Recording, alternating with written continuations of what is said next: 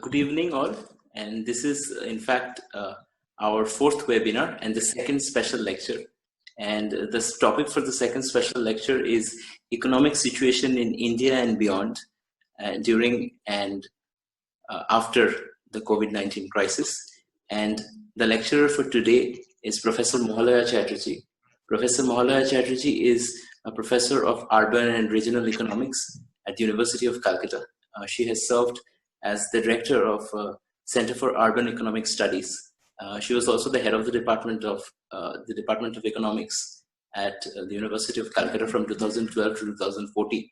And today we are in fact very honored to have her. And so without further ado, I would request her to begin her lecture.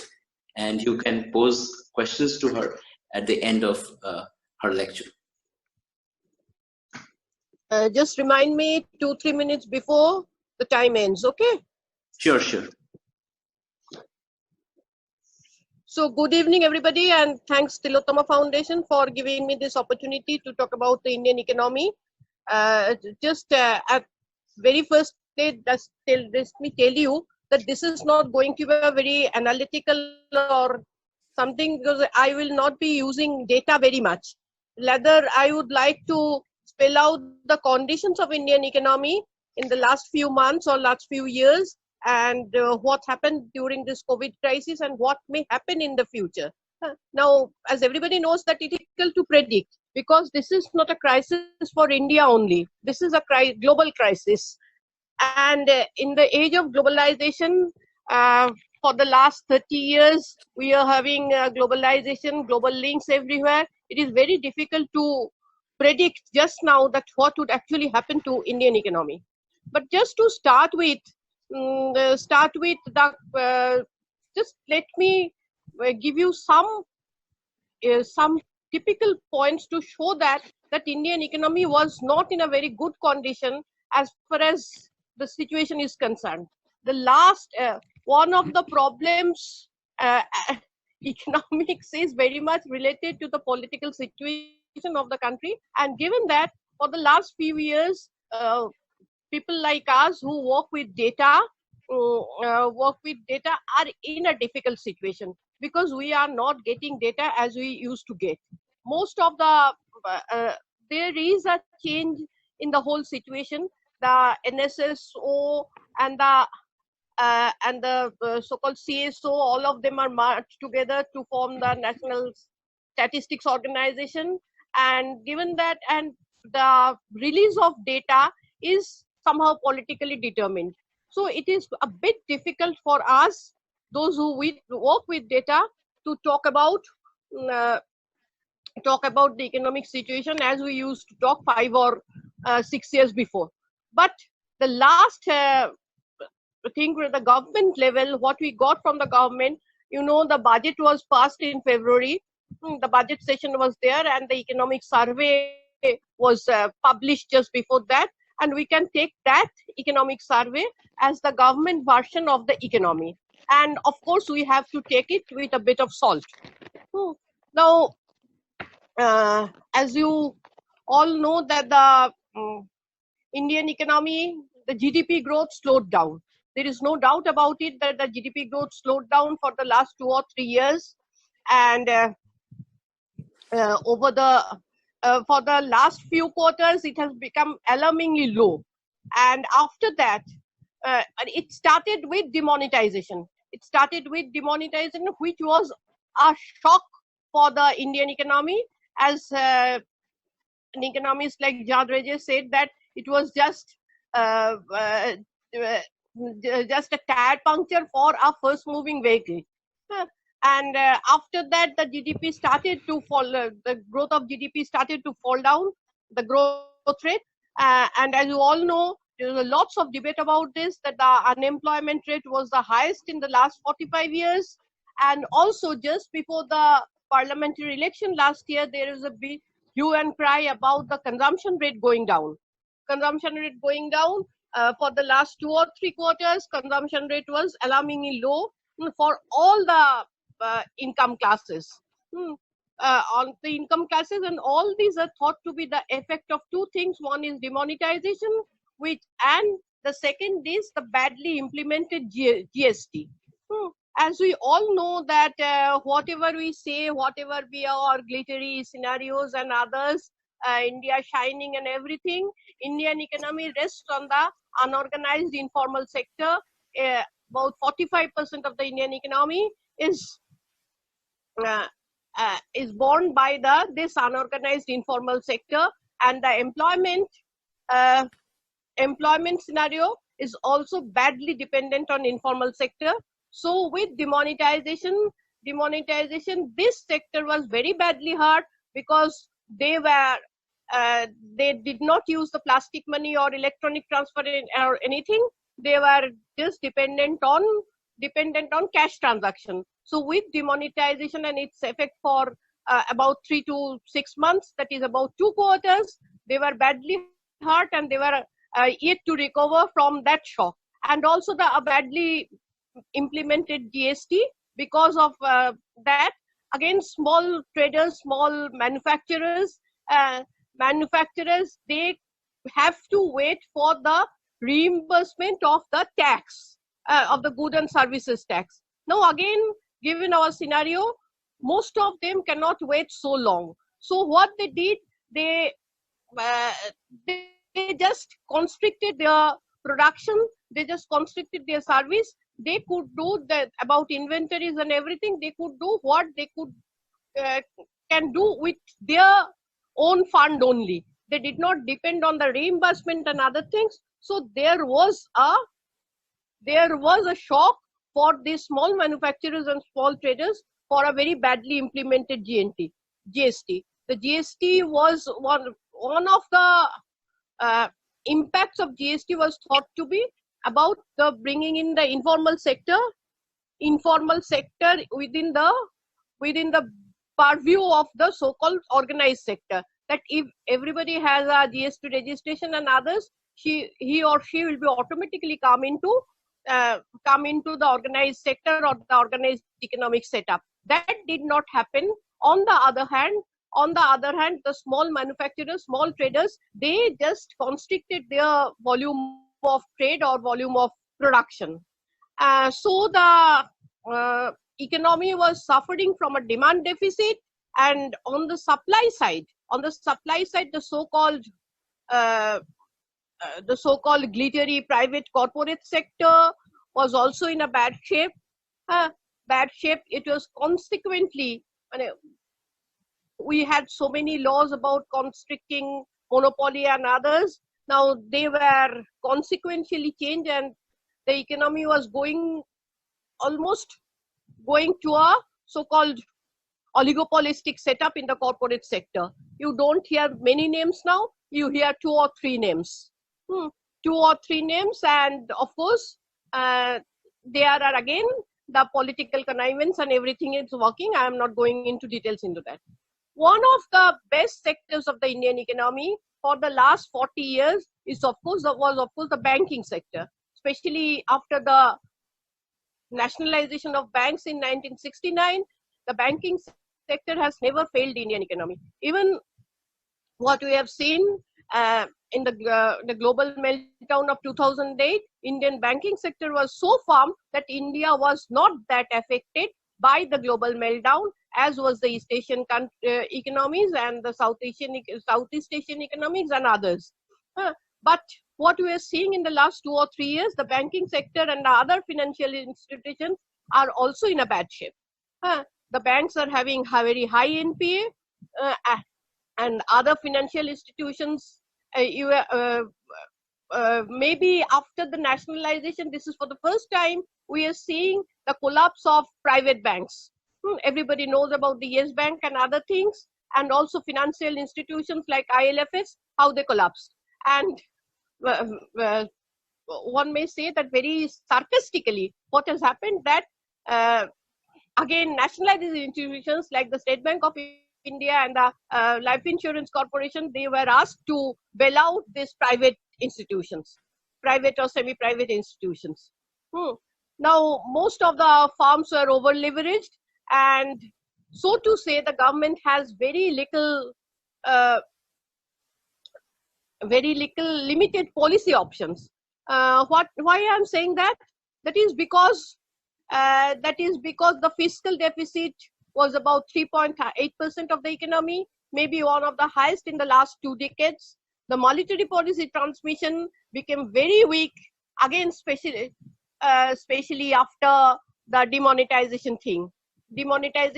Because so much money was taken out of the economy suddenly, and then there was little chance that any monetary policy will be effective for the next 2 months.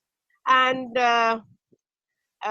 for the external sector, the trade deficit continues, and with the slump in the economies, in the external economies, one of our best performing sector is the service sector and the service exports. The service export was also badly hurt, and so especially after the change of guard in the US and others, the service sector was very badly hurt. Especially service sector and others, there are lots of hue and cries, and we are feeling the heat because most of the so-called service sector firms, the IT and ITES firms, and so, they are so dependent on the external outsourcing from the US companies and others, that they are, of course, at a loss that what to do. The manufacturing sector, it has not expanded except for the construction sector, but the manufacturing sector, especially because of, as I have said, that there was demand constraint, and this demand constraint was failed for the consumption goods industry in the manufacturing sector. Even one has to know that a very common thing, the Parle biscuits, they stopped their well-known Parle-G biscuits because of lack of demand. Lack of demand, this is something unprecedented, and not to talk of the demand for other consumption goods. So this deficit in consumption, or this constriction of consumption demand, definitely affected the manufacturing industry, and so on. Now, if the performance of agriculture was quite steady, given as we are still dependent on the monsoon for a good agriculture, and monsoon has not failed for last 2 or 3 years. Our agricultural production has not failed. But again, let me talk about the so-called linkage effects. What has happened in the agricultural sector has not been able to being transmitted to other sectors of the economy, and agriculture is still remaining as non-remunerative for most of the agriculturist sectors. Now, at this particular point, let me just remind you about the basic circular flow of economy, which we have learned in the maybe the first or second macroeconomics class when we learned economics. As you know that we started with 2 sectors of the economy, the household and the farms, and the household and the farms, they are related in a circular manner. The households, they work in the farms, they earn from the farms, and they spend on the goods produced by the farms, and the other and that is the way. And there is a third sector, that is the government. The government they taxes the households, the farms, and with the taxes, the government does its own purposes. And if you bring in the external sector, there is imports and exports and so on. Now, one must remember this circular framework to understand what will happen to the economy in the later on. So, as to say that Indian economy was in a bad shape. In the month of February. In the month of February, as far as the economic survey is concerned, with many types of hues and others, one can bring out that the economy was not in a very good shape. And then happened this. then this COVID-19 thing happened. The first thing was reported. It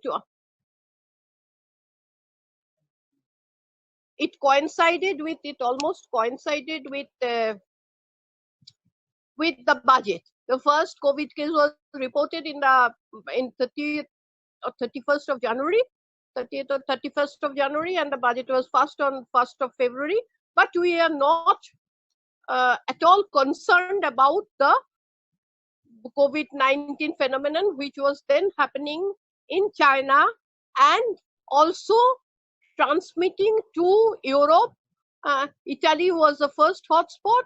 We were not at all concerned. We were not at all concerned about the whole thing. In fact, the whole month of February passed without any sort of preparation from the government side for this epidemic. At that time, it was not pandemic; it was an epidemic. But the government was not at all concerned. The government was concerned with the visit of Trump and also the so-called CAA, NPR, etc., etc., etc. The whole country was almost boiling with all those with this CAA and NPR things.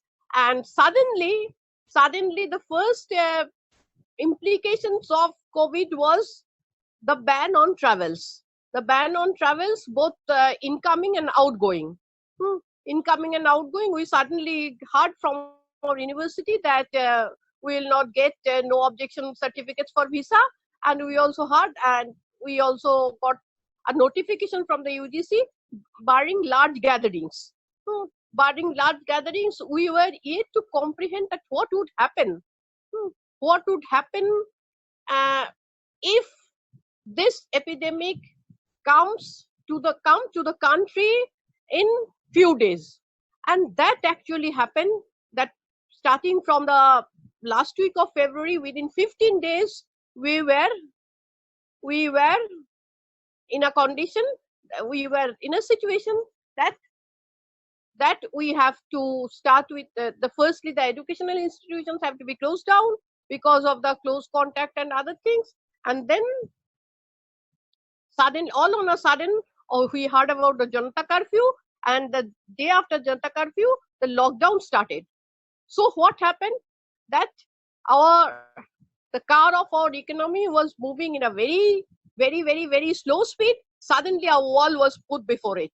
And it was such a wall that we don't understand when this wall will be removed, when the car will be moving. Now, what has happened since then? What has happened since then? Now, most of the economic activities have been stopped, but because still now our is a labor-intensive economy. Whatever we say, whatever we tell, we have to depend on workers for working in different sectors. Now, some of the service sector things can be done from home, and all those were asked for work from home. But for the others, which cannot be done from the home, the manual labors and etc., all these things stopped, including agriculture and everything. This is the harvesting season for the Rabi crop. This is the harvesting season. After that, start the sowing season for the Kharif crop. Now they are burning in the fields. All the manufacturing activity have stopped, and for the service sector, only for that part which can be carried on from the home, work from home can be done with IT and ITS enabled things. Only those things are happening.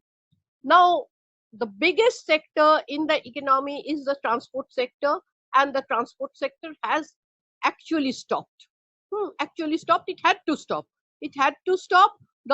Only the movement of goods is carried on, and this movement is again restricted to the movement of essential commodities, because the people have to survive, people have to eat, people have to survive.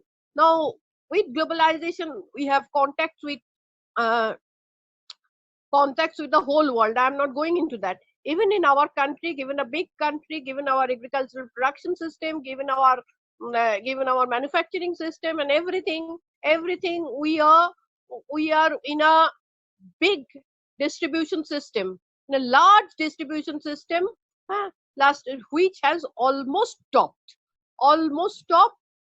Now the essential commodities, according to the government, our notification is only food crops like rice and wheat, sugar, the pulses and others.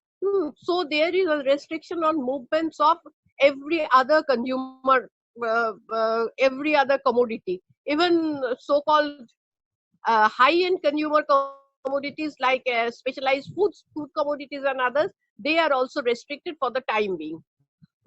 So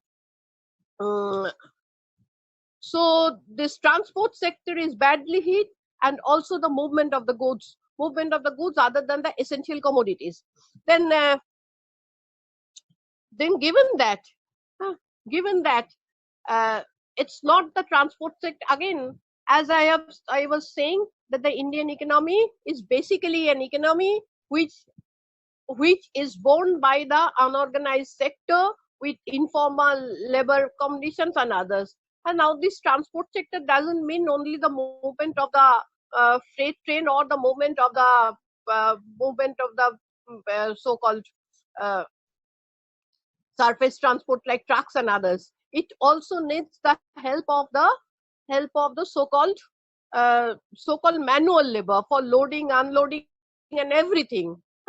Now, another catastrophe that has happened with this COVID-19 type of thing, that suddenly we came to know that there are lots and lots of migrant labor who are working in the urban sectors for this manual works.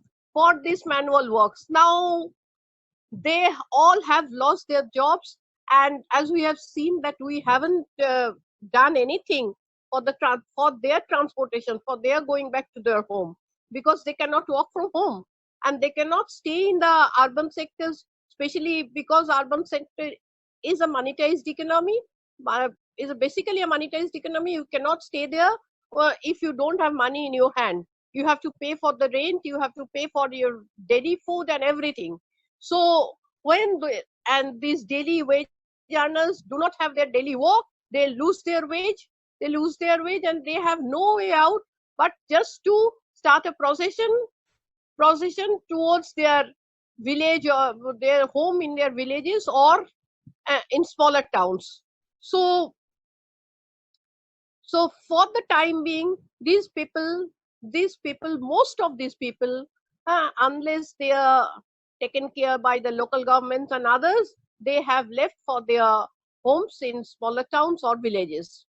Now, this is a situation, the economy is almost in a standstill. The people, now in the meantime, 2 or 3 things happened. The finance minister announced a package. There are 2 or 3 announcements by the governor of the Reserve Bank, and he tried to control the situation by some monetary policies, by changing the repo rate or reverse repo rate or something. But actually what happened, as I was saying, none of them had any effect on the economy, because what people will do if they have a larger amount of money in their hand, they cannot do anything, because now everything is closed. They cannot spend the money.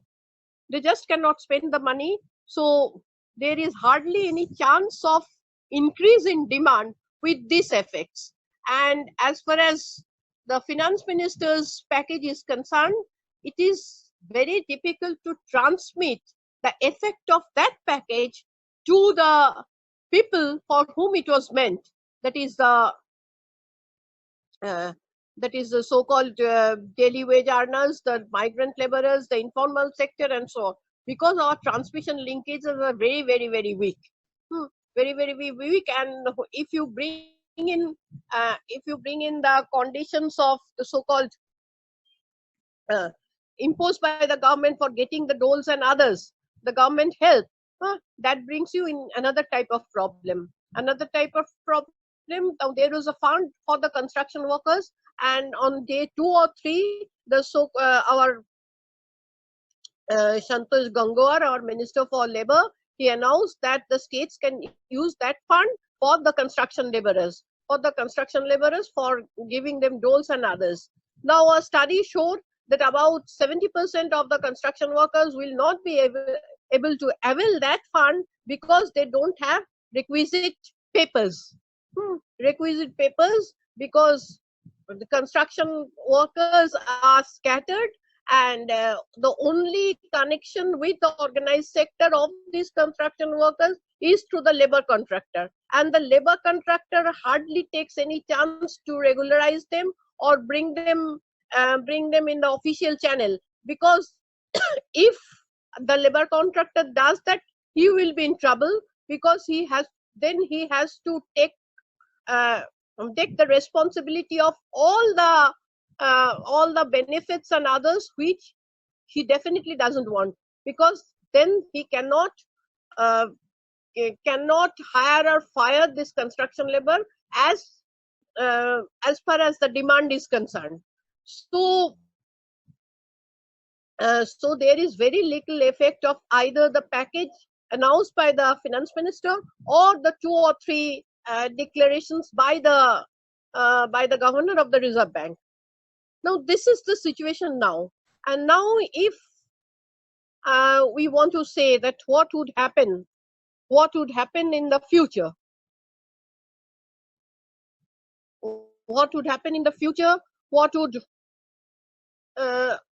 how we will recover.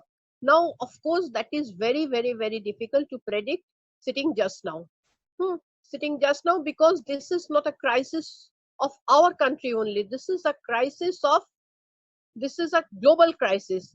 And for the last 30 years, we have linked our economy with the global economy in one way or other. And we don't know.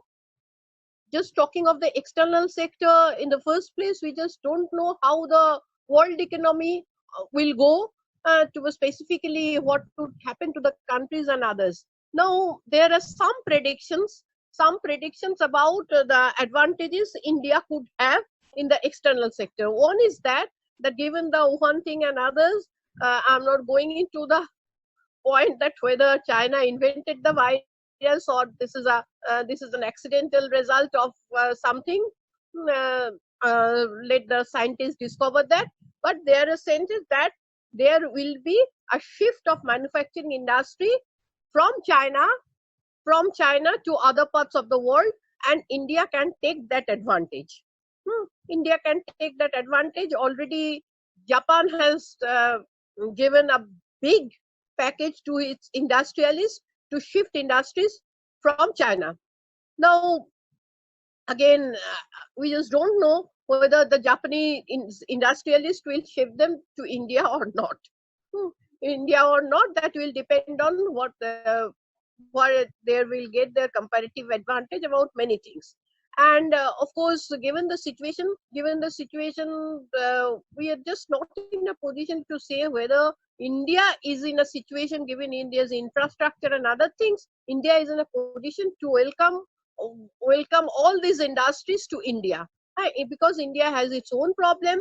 The so-called places with better infrastructure are already congested, and we don't know whether we are in a position to increase their density, because again there will be a rethinking about the settlement system and others after this COVID-19 problem.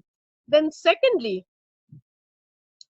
there will be a slump in the world economy. As I was saying, that one of our best performing sector is the export connection of the service sector. Now, if the so-called Western economies are in a bad shape, then this sector will be badly affected, very badly affected. Now, so this is another problem for India, that what would happen? What would happen if the world economy is a slump and there is very little outsourcing for the IT and IT-enabled services and analytics and etc. How the service sector will cope with it? Then within the economy, we are scattered, informal sector-based, unorganized sector-based industry. We have very little linkages. This is a very big country, very large country, geographically large. There is a variety of activities. Maybe there are locational, regional specialization of activity, and so on. So it is very difficult to say what will happen to the workers in the tea garden in the next 2 or 3 months. Next 2 or 3 months, because that will depend on the demand for tea, not only in our domestic market but also in the global market. And in the global market, our main competitors in this situation are Sri Lanka and the African countries, especially Kenya. Now, Africa is still unaffected by COVID, mostly unaffected by COVID. Now, if Kenya aggressively captures the global tea market, then what will happen to our tea garden workers? Then secondly, in this period, we have seen that China is aggressively trying to extend its service sector elsewhere, because they have also understood that their manufacturing sector, or China being the backward industry or backward manufacturing sector for the whole world, will not be there. So we have seen that China trying to capture Indian financial institutions and others. Now, of course, that will depend on government policies and others, whether we can restrict it, whether we can contain it or anything. But that is, again, China changing its route from a manufacturing to a service economy will definitely affect India. And of course, within the country, as I was saying, that let us go back to the circular economy. Just now, a major part of our working population are in a distressed condition. Now, both of our Nobel Prize winning economists had suggested that this is the situation where we will try to give money to the hands of these people, and that is the best way to increase demand. If the demand doesn't increase from the grassroots level, only boosting the demand for the real estate sector or anything, or the consumer goods by the middle class and the upper middle class, will not help. If the majority of the population, 45% of the working population and 80% of the economy doesn't have money in their hand, there is little chance that the demand will boost up in next quarter of the economy. We just don't know when the next actual active quarter will start. Now we were thinking that it will be lifted on 3rd of May, but it may not happen, because a small country like Singapore, they have to impose lockdown, and it is up to 1st of June. And then again, 2 of the sectors on which India depends, which are again interrelated. One is tourism industry, and another very much related to that is the aviation industry. Now, given COVID is a global phenomenon, both of them will affect both tourism and aviation. Already the in the international scenario, all the airlines company are suffering losses, because they have to everything has become stranded just now. And given the situation, given the condition of the economy in the Western Europe, US and others, from where bulk of tourists comes to India, the tourism sector will be very badly affected, and that will affect our foreign exchange reserve and everything. Everything, and of course, the tourism sector also depends on a lots of people from the unorganized sector, starting from the driver of the car to the porter, everybody. Everybody. So it is too difficult to predict just now that what will happen to the economy, what will happen to the economy in when, again, depending on the time when the lockdown will be lifted. But I hope that there are now loosening of the news, and some of the sectors are allowed to save our people if properly conducted, or others that will save our people from starving at least. Because there is a bumper that our public distribution and other distribution system works, our people will survive. But then what will happen to their economic survival? Not only physical survival, but economic survival. There are little chances that people will go back to their work just after the lockdown will be lifted. Lockdown is lifted, and there are little chances that even if they go back, whether they will be absorbed in the jobs. Absorbed in the jobs, because again, the small manufacturers or small service providers, how they will recover? How will they will recover from this long period of inactivity? Long period of inactivity. Now, again, so to say, from the macroeconomic level, there are many things can be done. Many things can be done. One of the suggestions is to reimpose the wealth tax, so that the government can boost up its fund and others. And there is again the talk of universal basic income, but both of them will depend on the political will of the government, and how they will be so-called conducted in an economy like India. So, but I think that is the only way, that somehow or other you have to boost up the demand for the whole economy, so that that is being transmitted to the production system, to the service sector, and only then the Indian economy can recover. But again, we have to think in a setup of closed economy, because the time has come to think about globalization and these global linkages with a bit of caution. The caution was already there, but at that time we thought that is the only way out. That is the only way out. I don't know what would happen now. There is no chance of food scarcity. There is no chance of food scarcity, but the problem is whether the poorer section have the money to buy the food. Already, when during this lockdown, people don't have money in their hand. So, as I was saying, that the informal sector is dependent on daily wage and others.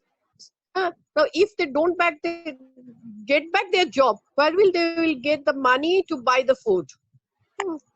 There is no, as far as things are concerned, there is no chance of food scarcity, because we have enough stock. We have this Rabi harvest is also spectacular. So as such, there is no chance of food scarcity. Only the problem is whether the people have money to buy it. That is whether the demand for food will be there from the lower section of the society, from the lower rung of the society. Till now, I must say that that the things are managed in a better way. And apart from the government supporting system, system of giving food or dry food or cooked food or anything, Lots and lots of small NGOs and other institutions are working to provide food, but they cannot provide food for long because they are also depending on crowdfunding and others. Then what will happen?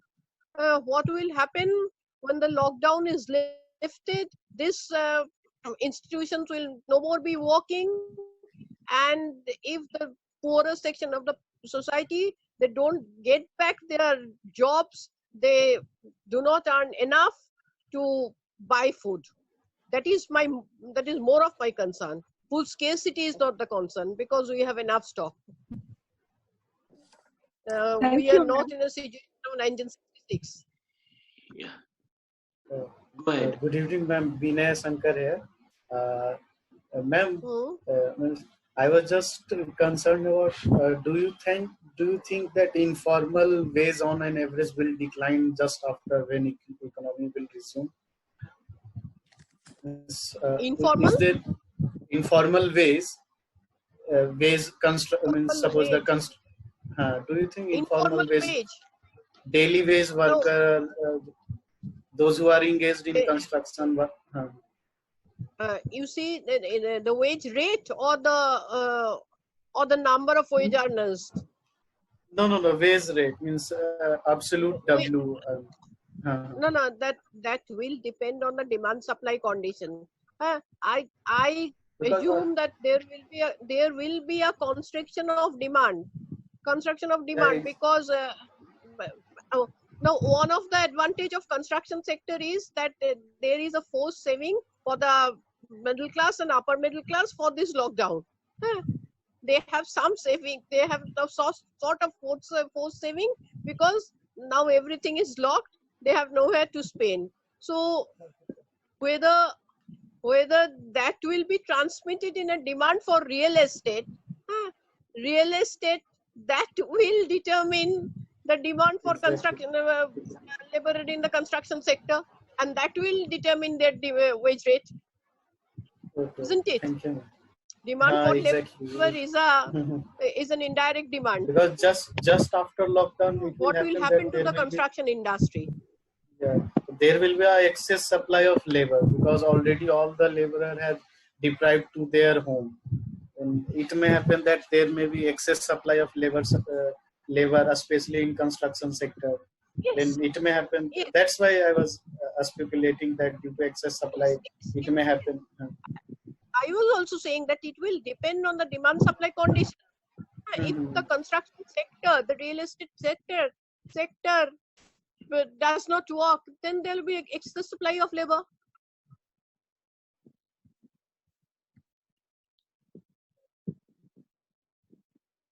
Well, hello, ma'am. It's really sorry from our side that we didn't stop you. Actually, the speech is so lovely from your side that we didn't want to stop you on that note. So, ma'am, my question is that I would like to ask about on the question that scarcity of food and all. Ma'am, rationing from the government is one side, but apart from that, there is some of the people are saying that in news channels and all, the government have to give some kind of money to them also, to the poor section below poverty line, to survive on other measures, not only food but medicine and all. So how can you what is your viewpoint on this? Yes. Yes, poverty is a multidimensional thing. Poverty is surely a multidimensional thing. So only food and this basic food rationing with rice and wheat and pulses and some sugar and potato will not continue. Will not continue because you have to arrange for other things. You have to arrange for other things, and that takes us to the point which both Amartya Sen and Vijit Vinayak is reiterating, that you have to give some money to the lowest rung of the people. Otherwise, they will not survive in a monetized economy. Monetized economy, because not only medicine, there will be demand for other things also. They will demand other things also. It's not only just medicine. Food and medicine just survive for a long time. You need some other basics of life also. Yeah. Absolutely, ma'am. Thank you, ma'am. Any other questions?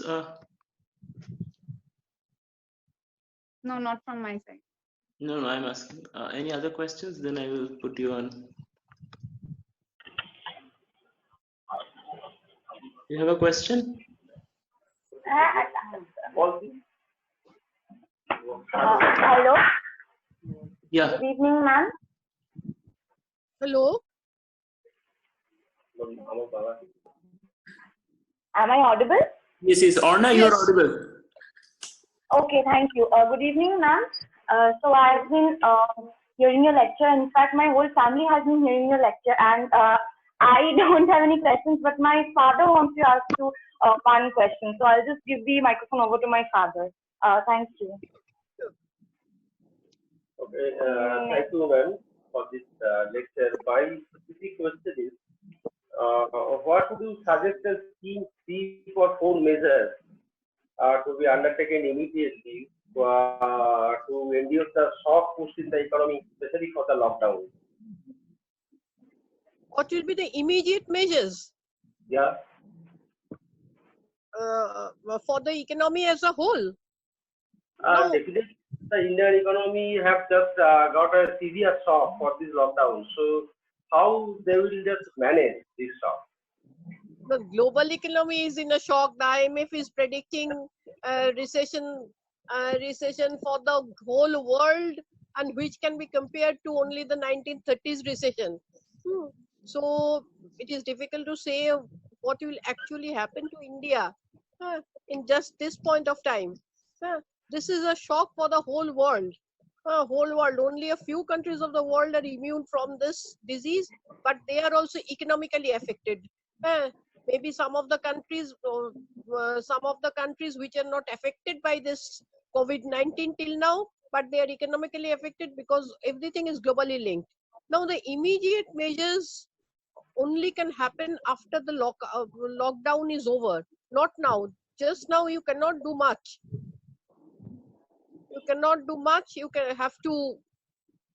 You have to carry on this basic services, supplying food, keeping the supply lines intact. For the middle class and the upper middle class, keeping the supply line intact is important, not only for their survival but also the survival of the small farmers and others. Small farmers, what we buy from the local urban markets is being supplied by small farmers, very small farmers, vegetable suppliers and vegetable others. So this to maintain the supply line is immediately the immediate job to do. For the survival of the consumers, for the survival of the producers, this is the only thing the government can do now. Because just today I heard that the people who come from South Chowbish Parganas to sell their vegetables in markets of Calcutta, different markets of Calcutta, is now being constricted because there are hotspots or containment zones in parts of South 24 Parganas, especially Sonarpur, Rajpur, Alipur, etc. etc. So all the entry points to the city are now being blocked. Let me talk about Kolkata. Now this will not only affect the consumers in Kolkata but also those producers, because these are perishable commodities. So the government should maintain the supply line. That is the main thing during a lockdown. And after that they can think of strategies, different types of strategies after the lockdown is over. But just now, maintaining the supply line is absolutely necessary for the producer and for the consumer. Okay, ma'am. Thank you. My last question. Would you please predict or forecast the Indian GDP growth? Different agencies have said it may be just downgraded to 1.92, and Barclays has said also it is going to be a 0% impact growth. So, do you please predict anything? I am not in a position to predict the rate of GDP growth just now. Just now. Okay, thank you, ma'am. Thanks. It depends on so many things. So many things, the linkage effect by others, the boosting up of demand, everything. Everything. As I started by saying that the Indian economy was already in a bad shape. The GDP growth rate of GDP started to fall after the demonetization. From 216 onwards, we are having bad times. Bad times, and maybe COVID has affected it more badly. Thank you, ma'am. Thank you. Are there any other questions? Yes, I have a question. Sure, go ahead. Good evening, ma'am. Good evening, ma'am. Yes. I'm Mr. Abhishek. I have only one question to ask you. According to you, what steps the government can take after the lockdown gets over for the poor section of the society? Because we know we have our poor section of the society is in maximum. Yes. And for them, what initiative the government can take according to you? That is my one question. Another question I'm having, I'll ask it afterwards. No, firstly, This is the question. Firstly, about 1/4 of the population is below poverty line. 24%. Yes. 24. We don't have any estimate of poverty from say 2008 or something, but I'm assuming that it's 24% as it was in 2008. It is still there because after there is no spectacular growth in the economy, especially after 2014. So I am assuming that this 24% below poverty line, they have to be given. Definitely, they have to be given different types of packages, as suggested by our esteemed Nobel laureates. That we may again think about the universal basic income type of thing. The main point is you cannot survive the major part of your population just by giving doles. Just by giving doles, especially in a monetized economy. So you have to boost up the demand, and that's the only way one can do is for giving them some sort of monetary benefits or anything like that. Okay, thank you, ma'am. I have one more question, ma'am. I don't know. I was having the idea. I was thinking that just 1 or 2 days earlier, I saw that most of the vegetables lying on the streets in our West Bengal only. I just saw a pic where most of the vegetables were lying down on the street. Now the thing is that why it is lying down and nobody is taking care of it?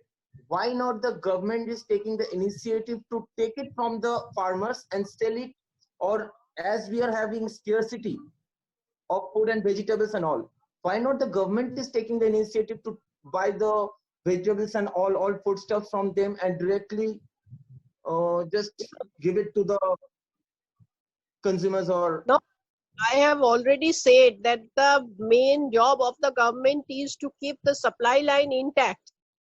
Supply line in the small farmer, if he is prohibited from coming to the town, how can he sell? His vegetable is rotten there. Or otherwise, say the way the so-called retail market works here. You see, it is mostly women who sell them on the pavements and others. Now, if they are not able to come, they have left for this sudden lockdown and others, they have left their commodities there and went to their home. Now, of course, as I was saying, our linkages are very, very, very weak. In fact, the government doesn't know how to take care of these vegetables lying on the streets. How can they? They don't. The linkage is so weak. These people, they come, they manage to get a seat on the street or in the pavement, and they sell their thing, and then they go back. I have some contact with the Hawker Federation, the National Hawker Federation. Now, what they are trying to do, they are trying to maintain the whole thing for their members. For their members, they are trying to contain the whole thing.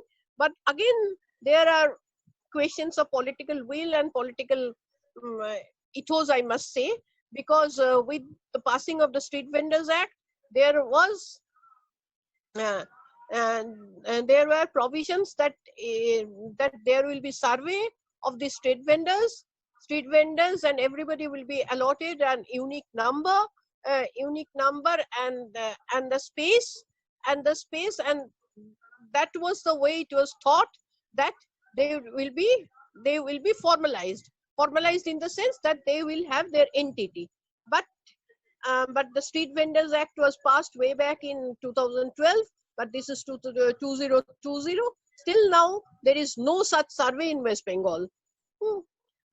So even the people working with the hawkers and others, they don't have any idea, any concrete idea about the number of hawkers. The hawker is not the term now used. It is the street vendor, and what do they sell, and what are their backward linkages, that is from where they are coming. And this is more so for perishable commodities. Perishable commodities which cannot be stored. The storage, these people, they don't have any strong storage facility. What the people have within the market, these street vendors even don't have them.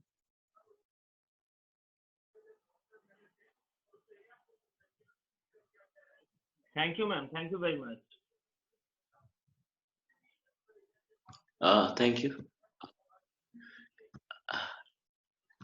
I think no one else has questions as such, so I would myself make a few observations. So I would like to ask you about, in fact, the currency rates. As we see that across the world, several economies are getting affected by this, but we still see the Indian currency being devalued. Whether it is in relation to dollar, the value of rupee is falling. Also, in relation to a euro or pound. So, do you think that the Indian rupee will perform better in the near future or in subsequent future? I mean, as other economies continue to depreciate or perform badly, do you think India's currency will perform? I'm sorry, I don't have the expertise to talk about currency rates and others just now. But we all know that currency rates are related to the health of the economy. So, this is a mystery to me, that how till now, with the pandemic and others, still the dollar and the GBP is performing so nicely, and even euro, because half of Europe is suffering under this COVID very badly. Big countries like Spain and others, they are bad. So there are. It depends on how